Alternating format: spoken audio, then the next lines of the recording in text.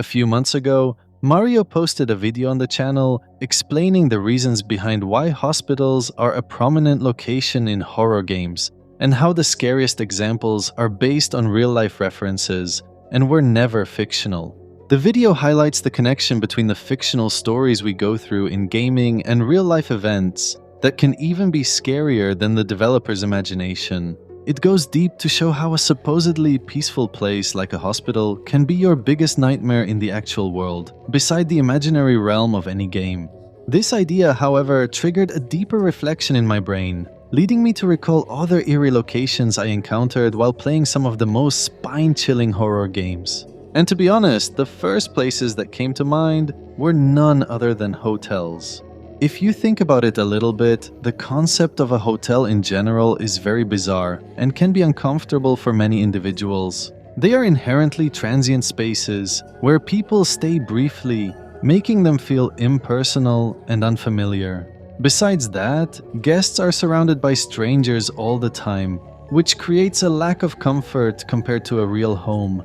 And it also pushes you to feel vulnerable in certain cases. These particular elements seem casual on paper, but when you go deeper, you realize that they hide a much more terrifying reality that inspires many developers and movie creators to compose chilling experiences. So in this video, I decided to investigate this aspect and explain why hotels are a common setting in horror media, and why our brain is designed to subconsciously be scared of it due to actual real-life reasons. I'm also going to use examples from certain horror games and highlight how their ideas are deeply connected to real hotels in our world, which might be even scarier than any fictional ones. So without further ado, let's start.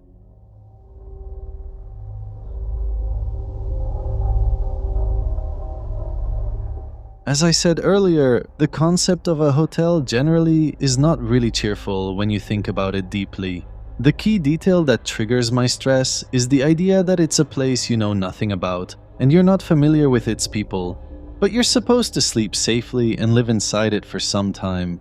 I mean, keep in mind, a hotel room is a temporary place by default, one that thousands of strangers have passed through, and you're just a number on an endless list. You have no history with it, yet its walls, furniture, and shadows might hold the remnants of others' lives. Or, in some scenarios, even their demise. For example, in a game like Oxide Room 104, you play as an average guy who finds himself stranded in a secluded area and in need of a shelter, so he decides to check into Room 104 in a hotel that has a very ominous reputation. However, after entering the place, he lost his consciousness due to a mysterious strike and woke up wounded in the bathroom, not knowing what's really happening. When you explore the place a little bit, you find many cryptic clues about the room's sinister history, which includes mysterious disappearances and gruesome events that happened inside it in the past. Every note, document, phone call, and photo tells a horrifying story about someone who was a guest before you, but probably never left. Some letters also indicate the desperation and mental collapse that many visitors felt, which led them to put an end to their own misery by themselves. Eventually, the protagonist's perception of reality becomes increasingly distorted, with hallucinations and supernatural occurrences making it hard for him to determine truth from delusion. At first, this might seem like a scary fictional tale that the developer created from their own imagination, but in reality, this is deeply rooted in an actual dark side of hotels in real life. And it's essentially a phenomenon that never goes away. Police responded to a 911 call of a body found unresponsive in one of the rooms. Now, investigators say that when police arrived to the hotel room, they saw a man outside trying to get in contact with the woman inside. This, a live look at the scene. The sheriff's department says they got a call at 11 p.m. last night from a man saying he killed his fiancée. To make it more clear for you, I will explain a specific case of a tragic incident that happened in a hotel. And it will prove to you that our real world is much scarier than any fictitious one. However, before I start, I forgot to mention that this insanely nightmarish experience you go through in the game is actually inspired by true events in the spooky Room 1046, which you can find in an infamous American hotel called President. In order to uncover its secrets, we need to go back 90 years in time, specifically to the year 1935. On January 2nd, a man who identified himself as Roland T. Owen checked into room 1046 at the Hotel President in Kansas City. According to witnesses, he was described as a well-dressed, respectable man in his early 20s, but his behavior raised suspicions and so many questions regarding his background. For instance, he carried only a comb, toothbrush, and toothpaste, which is not usual for a guest in that hotel. Besides that, he requested a room without a window view and insisted on minimal maid service, which is also unusual because the hotel is relatively luxurious. Over the next 2 days, staff and other guests saw peculiar occurrences such as frequent cryptic phone calls made by Roland. Furthermore, 2 people were seen entering room 1046 at various times, even though no one knows their identity besides the fact they're a man and a woman. The hotel maid also noted that Roland appeared very nervous and reluctant to interact, to the extent he was even refusing food from her on several occasions. No, I am not hungry. Even though these signs and hints seem confusing enough, the real nightmare began on January 4th, when a hotel employee went to check on Roland in room 1046 to see if he needed something. He expected to have a bizarre encounter, but instead, he found him bound, gagged, and severely beaten, with stab wounds to his chest and a fractured skull. But despite his injuries, he was somehow still alive at that time, which pushed the employee to call for help immediately. When the police arrived, Roland was able to testify, and he gave a very unreasonable testimony. He told police he had fallen and hit his head, meaning that everything was an accident and there's no need for an investigation. This makes no sense because his argument doesn't explain the stabbing wounds or the beating, which clearly seemed committed by a person who wanted to kill him. Sadly, Roland had no chance to provide any more information because moments later he slipped into unconsciousness and lost his life shortly after arriving at the hospital, leaving police with a mystery that feels impossible to solve. Investigators had no idea about his true identity for 18 months, until a woman by the name of Ruby Ogletree recognized the description of Roland T. Owen and some of the details in newspaper articles about the case. As a result, she called authorities and confirmed that the man's real name is not Roland T. Owen, and he's actually her 17-year-old son, Artemus Ogletree, who had left their home in Birmingham, Alabama, to travel the country in 1934. This confused investigators even more, because they didn't understand why the guy used a fake name in the hotel and why he needed to hide his real identity.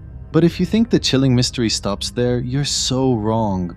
Because the mother also explained how she received several typewritten letters from someone claiming to be her son, even during the months when he was already dead. She found this extra bizarre because Artemis didn't even know how to type, and these letters increased her suspicions about foul play. However, the poor mother's concern intensified even further when she received a phone call from a man who claimed that Artemis had saved his life and told her that her son was living in Cairo, Egypt. The caller gave no further details, and shipping companies found no records of Artemis going to Egypt. So who the heck is the guy who called her, and who wrote all those letters after the son's demise to give the mother a false hope? Well, the creepy side is that this question was never answered, even after decades of investigation. This triggered detectives and journalists to come up with multiple theories to explain what possibly could have happened. Some speculated that Artemis was involved with gangsters or had a falling out with a criminal associate, meaning he was executed by professional criminals who had a broken deal with him. However, others assumed that it might be a love affair gone wrong or a love triangle, because when people recalled seeing an ambiguous woman entering his room, they started to believe this was a crime of passion. Police had a suspicion that the woman collaborated with a mysterious man called Dawn, and they both plotted to kill Artemis for personal reasons. This suspicion was boosted by finding female fingerprints on the room's phone, but nothing was ever confirmed against any specific lady. Many also had supernatural explanations, and they said Artemis may have been struggling with personal demons, leading to his unusual behavior. This is not a far-fetched idea because the guy's actions in the hotel literally made no sense. Besides making strange phone calls, he had a sign on his room's door that says, "Do not disturb." And when employees come to check on him, he always refuses to open, and he yells at them from inside. Even when they found him beaten and fighting for his life, he still didn't let them know about who attacked him and who were the people who visited him during his stay. All these elements led the case to become one of the most mind-bending mysteries in American history. And it also started the notorious legacy of Room 1046, where Artemis spent his last days in life and probably lost his mind behind its walls. Sadly, the mystery was never solved to this day, and no one was convicted of anything regarding this incident. But what we know for sure is that this room is still present today, and thousands of its visitors probably never had an idea that they were sleeping in a crime scene. But what's even scarier is that hotels are not just a place where random, isolated murders occur from time to time. They can also be a chosen location for a series of tragedies, and it's all on purpose.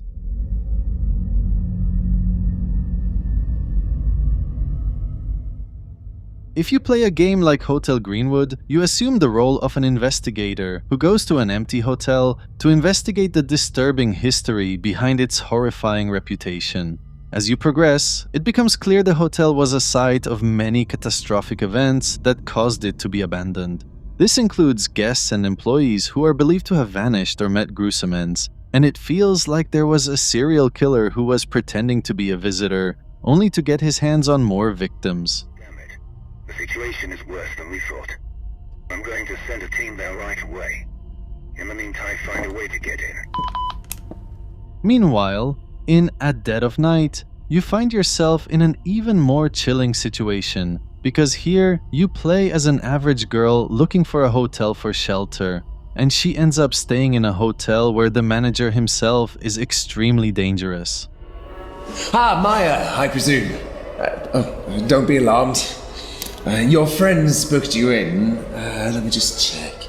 His name is Jimmy Hall, but he has a split personality and a bizarre alter ego named Hugo Punch, who is literally a crazy serial killer who pretends to be nice to lure his victims. Your mission is to hide in the hotel and avoid letting him catch you at all costs. But the real question is, did these ideas come primarily from the developers' imaginations? Or is there a clear inspiration from real-life hotels? Well, as usual, to prove my point, I need to use a specific example and explain it deeply, because if I talk about every scary hotel out there, I will need hours to finish this video. The infamous Cecil Hotel in downtown LA is up for sale. The century-old high-rise became popular for its dark history of mysterious deaths and eerie occurrences. If you're someone familiar with horror content and true crime, there's a high chance you heard about the Cecil Hotel before and its notorious heritage, but in this video, I'll try to summarize every messed up thing about it as simply as possible. First of all, the hotel was built in 1924 and was originally intended as a luxurious destination for business travelers and tourists. But during the Great Depression, the area surrounding the hotel fell into disrepair, becoming part of Skid Row, which is a neighborhood notorious for crime, homelessness, and despair. It became a poor area where people literally live in tents on the streets as if the place was a war zone, which clearly makes the hotel less and less attractive for outsiders. It's a matter of life and death for the homeless on Skid Row. The infamous streets in an area of downtown LA are lined with cardboard boxes and makeshift tents. Since the 1930s, people began to notice a very suspicious pattern about the building, such as witnessing visitors booking chambers and never coming out. And it's usually because they decide to put an end to their days in life behind its walls. A notable example is William Norton, who died with poison inside his room in 1931 after many days of being missing without any trace. And there's also Pauline Otten, who fell from her 9th floor window and accidentally killed a man walking in the street below. These two incidents are just a small portion of a long list of similar events that literally lasted for decades. However, the hotel's dark side was not just about people losing their lives in mysterious circumstances. It was also about being a favorite destination for very, very terrifying people. The most popular example is none other than Richard Ramirez himself, also known as the Night Stalker, and he is a serial killer who stayed at the Cecil Hotel in 1985 while committing multiple murders in Los Angeles. Who are you? Just a guy. Just a guy. There's also Jack Unterweger, a serial killer from Austria who stayed at the hotel in 1991 while targeting vulnerable women in Los Angeles. And by the way, he was an international killer who murdered people in Austria, Germany, Czechoslovakia, and finally in the United States. And reports say he intentionally chose the Cecil Hotel because of its connection to Ramirez. He was obsessed with targeting women, and he saw that female residents in that area were vulnerable due to financial issues, which made the hotel his best hiding spot. The crazy part is that he was initially jailed for life after killing a young German woman in 1974, but he was released later on because authorities saw that he deserves a second chance due to his intellectual behavior. Little did they know, the smart guy they released would move on to become one of Austria's most notorious serial killers, and a nightmare for women in multiple countries, where he always chose sketchy hotels as a base to prey on them. And by the way, even from my personal experience, I always advise everyone I know, especially women, to be careful when choosing cheaper hotels during traveling. I've slept in multiple ones myself in several countries, including the US, and I would say that in many cases, the cheaper price is simply not worth it. You can find yourself surrounded by criminals and gangsters without even noticing it at first sight. For those traveling alone, safety is always a major concern, especially for women. But when you check into your hotel room, you rightly expect that you will be safe and secure there. Unfortunately, as Lisa Guerrero reports, that's not always the case. Now that I have given you an idea about the general history of Cecil Hotel, it's time to talk about the recent incident that made it popular among the younger generations, for all the wrong reasons, of course. In January 2013, a young Canadian woman named Elisa Lam was studying at the University of British Columbia and had taken a break from school to travel solo and explore some places outside of Canada due to her adventurous spirit. As a result, she decided to go to California by train, and she documented her journey on social media and was known for being creative, thoughtful, and also very candid about her struggles with mental health, including depression and bipolar disorder. Elisa explored several popular attractions in the state, such as the San Diego Zoo, where she took numerous photos to share online. However, shortly after arriving in Los Angeles, she began to feel a bit lost and she needed a place to stay for a few days. Given that she had no idea about the area and its customs, Elisa's innocent mind led her to the most affordable hotel nearby, which was the one and only Cecil Hotel.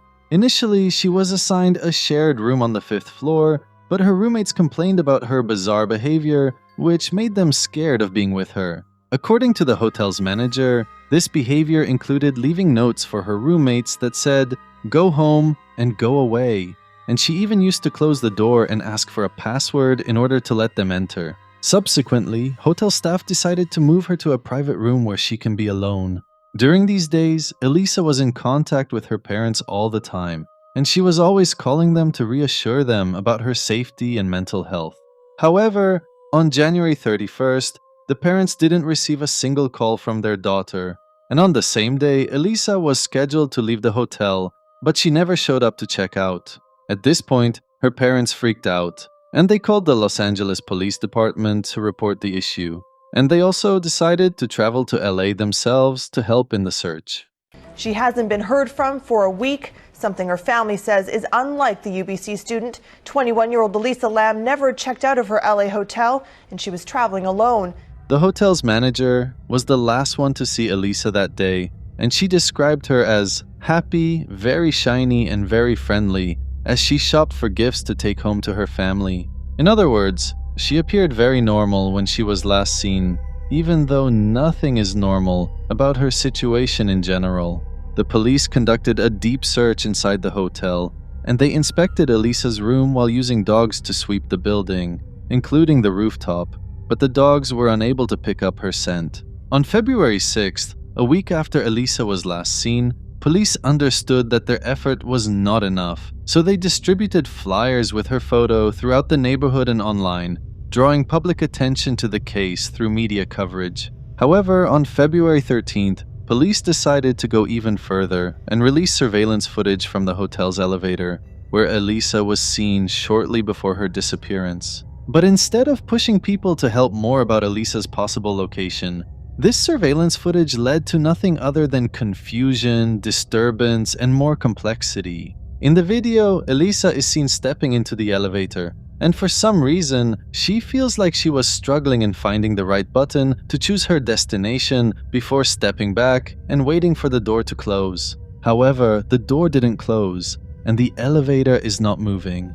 But instead of checking the buttons again, Elisa leans out, cautiously looking in both directions, as if she is hiding from someone. She sticks to the corner in a way that seems like she's very scared of someone seeing her, but then she decides to step out and look around. A few seconds later, she comes back, and this time she's obviously pressing all the buttons randomly, meaning the poor girl has no idea what she's doing. After losing all hope, she leaves the elevator again, and she clearly looks desperate. But suddenly, the scene gets way more disturbing when Elisa starts waving her arms in bizarre, exaggerated gestures, as though communicating with an invisible entity or trying to touch something with her hands. Sadly, we will never know what these gestures really mean, because after this scene, Elisa walks away, and this time, she doesn't come back. A few days later, people at the hotel began complaining about very strange stuff, such as low water pressure, discolored water, and a horrible taste coming from the taps. As a result, the hotel sent an employee to check water tanks on the hotel's rooftop. But instead of finding a technical issue, he found something that will never leave his head. Nearly 3 weeks after Elisa Lam went missing, a body has been found in a water tank on the roof of her hotel. The employee saw Elisa inside the water tank without any sign of life, and this gruesome discovery led him to panic and call the police immediately. Her clothes were floating separately, and her body was found with nothing on it, which is very suspicious. But after her fate finally became known, the investigation intensified even further, because the circumstances simply make no sense. And the elevator video left us with more questions than answers. First of all, if you focus on the elevator itself in the video, you'll notice there's something unusual about it because the door remains open for a very long time, even after Elisa has pressed multiple buttons. This is not normal, because if you know how elevators generally work, you probably realize that there's a measure called automatic closing, which means elevators are designed to close their doors automatically after a short delay to allow passengers to enter or exit. But in Elisa's case, the door was open all the time, regardless of pressing the buttons or not. At this point, some of us might say the elevator can be entirely broken and the door is simply stuck. But the issue with that idea is when Elisa leaves the elevator in the end, the door magically starts closing and opening on its own, even though it was motionless when she was inside. Besides that, if you open your eyes a little bit and focus on the door when Elisa went inside in the beginning, you'll also see that the door was about to close normally and then suddenly went back. Now this might be a result of Elisa's random button mashing, but it's still very mysterious because her second try didn't have any impact. The second bizarre aspect about Elisa's demise is how the heck she reached the water tank in the first place. The roof was entirely secured with alarms, and people need a special key for access, meaning that no one can go there unless they have the required tools to bypass the security measures. On top of that, the water tank itself was closed, making it puzzling how Elisa was found inside and how she was able to open it. After all these confusing elements became public, both investigators and normal people came up with multiple theories to explain what could have happened to Elisa. For example, regarding the elevator, some suggested that Elisa might have accidentally pressed the door open button, which would keep the door open as long as the button is activated. But once again, this is not a logical argument because she was pressing everything randomly, and it's highly unlikely for the button to remain activated. Other people suggested that someone outside the elevator might have been holding the door by pressing the call button on another floor, which is a logical theory, but scary at the same time. because even though this might mean a random person was pressing the button for innocent reasons, it can also mean that someone sinister was pressing it intentionally to keep Elisa stuck and push her to go somewhere. By the way the Los Angeles police are handling this, it's clear it's not just a case of a missing tourist who wandered away. However, what the experts said goes in other directions, and their explanations highlight a problem inside Elisa's mind itself. According to the autopsy, there are no signs of trauma or foul play found, but her toxicology report showed traces of prescription medications for her bipolar disorder, suggesting she was taking them inconsistently. So when doctors tried to examine the elevator footage, their common theory was that Elisa had a possible psychotic episode related to her bipolar disorder. For those who don't know, a psychotic episode is a mental condition during which a person experiences a significant loss of connection with reality. It involves experiencing sensory perceptions that are not real, such as hearing voices, seeing invisible stuff, or trying to touch something that's not even there. This might explain Elisa's erratic behavior in the elevator, but some argue her actions seem too deliberate to be explained solely by mental health issues. Some people insist she knew very well what she was doing, and this leads us to a supernatural theory called the elevator game. This is a speculative and paranormal explanation, and it suggests that Elisa was playing the elevator game, which is a ritual with a specific set of rules. This ritual comes from Korean urban legends, and it can be triggered by pressing elevator buttons in a particular sequence while traveling alone in a building with at least 10 floors. According to the legend, if performed correctly, the person doing it will encounter a different dimension or reality, where the same place you were in can seem extremely nightmarish. The game is widely considered dangerous, with dire consequences for people who fail to follow its rules, which led many to believe Elisa was one of its victims. According to their analysis, this might explain why the elevator remained open for an unusually long time, and also how the doors to the rooftop were mysteriously accessible without any human interference. Now, in summary, what exactly happened to Elisa was never revealed, and there are still some very suspicious clues, including how the video that the police published was missing a part, and you can see it when you focus on the timestamp below.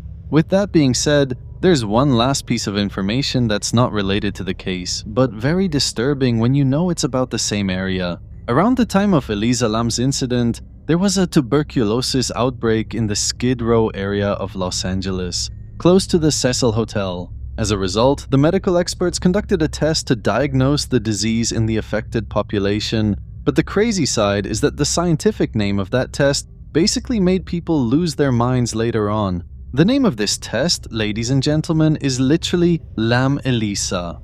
And scientifically, Lam refers to lipoarabinomannan, a component of tuberculosis bacterium, while ELISA stands for enzyme-linked immunosorbent assay, a common method used in diagnostic testing. I don't know what to tell you about this because I have zero evidence to prove it's related to Elisa's incident, but I believe your own imagination is enough to fill the blanks of this insane coincidental detail. Some people already have crazy theories about this, and they said that Elisa's incident was a cover-up, and it was intended to drive attention away from a sinister medical experiment by using tuberculosis as an excuse. Anyway, long story short, the Cecil Hotel is a mystery in itself, and its legacy will remain haunting forever, even though it's not functional since 2017 and it's currently for sale. This is a place where at least 80 to 100 people lost their lives in very creepy ways that I can't even talk about in detail.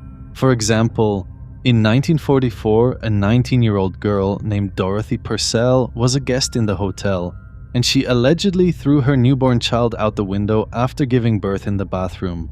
This is seriously a disturbing incident that you can't even imagine why it happened and why she decided to do it in the hotel, but we know for sure it's not an isolated case.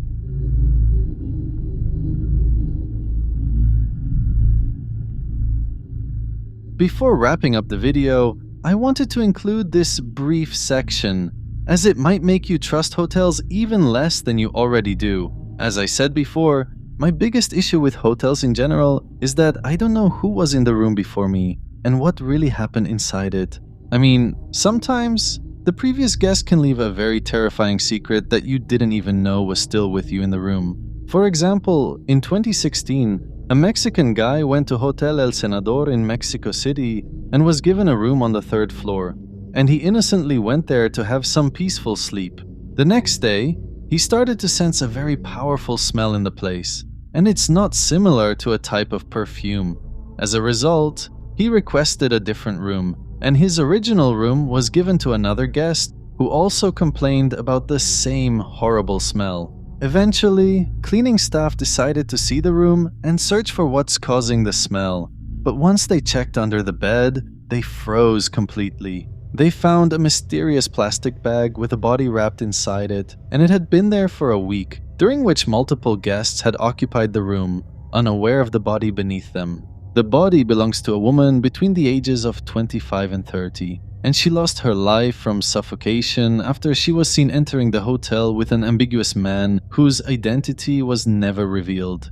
But again, these types of incidents are not rare in hotels. They literally happen everywhere and regularly, because you can never know what kind of person is occupying the room and how many evil people are passing by the hotel. So in summary, guys, I don't know about your own perception of a hotel, but for me personally, I believe it's suspicious and eerie by default. I never trust it, I never want to stay long inside it, and most importantly, I never feel at home behind its walls. This explains why they became a source of inspiration for many chilling horror games and movies, where the events usually intertwine with reality more often than you think. Let me know your opinions about this concept in the comments below.